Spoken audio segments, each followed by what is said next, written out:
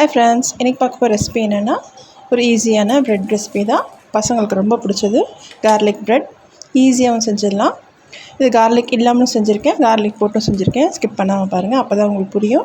என் சேனலில் first time பார்க்குறீங்கன்னா என் சேனலுக்கு சப்ஸ்கிரைப் பண்ணிக்கிட்டு பக்கத்தில் இருக்க பெல் ஐக்கனை கிளிக் பண்ணுங்கள். அதில் ஆல் ஆப்ஷன் இருக்கும், அதை கிளிக் பண்ணால் தான் என்னோடய வீடியோஸ் உங்களுக்கு நோட்டிஃபிகேஷன் வரும். இப்போ வாங்க நம்ம வீடியோக்குள்ளே போகலாம். இதுக்கு நான் ஒரு 5 பூண்டு எடுத்திருக்கேன். நல்லா துருவிக்கோங்க பூண்டை.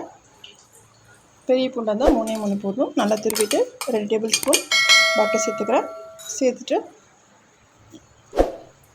இதில் நான் மிளகாய் விதைகள், மிளகாயில் உள்ளே இருக்கும் காஞ்ச மிளகாயில், அதில் இருக்க விதைகள் எடுத்து அதையும் சேர்த்து நல்லா கலந்து விட்டுக்கோங்க.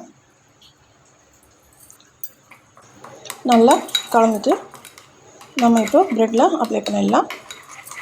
2 பக்கமும் நல்லா அப்ளை பண்ணிக்கோங்க. இது ரொம்ப ஈஸியாக நம்ம செஞ்சிடலாம். காலைல பசங்களுக்கு பிரேக்ஃபாஸ்ட்டாக செஞ்சு கொடுத்தோன்னா பசங்க விரும்பி சாப்பிடுவாங்க. நமக்கும் பிரேக்ஃபாஸ்ட்டு சீக்கிரமாக ஈஸியாக முடிஞ்சிடும். இதில் நான் சீஸ் நடுவில் வச்சுருக்கேன். நம்ம துருவின சீஸ் கூட இதை சேர்த்துட்டு நம்ம ஃப்ரை பண்ணி எடுத்துடலாம்.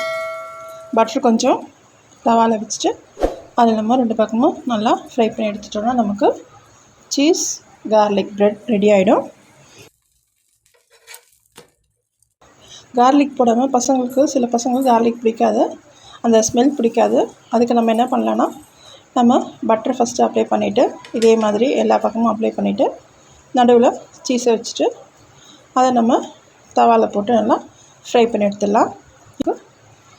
இதுவும் பசங்களுக்கு ரொம்ப பிடிக்கும். இது மாதிரி நீங்கள் செஞ்சு பாருங்கள். இந்த வீடியோ உங்களுக்கு பிடிச்சிருந்தா லைக் பண்ணுங்கள், உங்கள் ஃப்ரெண்ட்ஸ் அண்ட் ஃபேமிலிக்கு ஷேர் பண்ணுங்கள். RST Healthy Kitchen சப்ஸ்கிரைப் பண்ணிவிட்டு எனக்கு நீங்கள் சப்போர்ட் பண்ணுங்கள். தேங்க்ஸ் ஃபார் வாட்சிங்.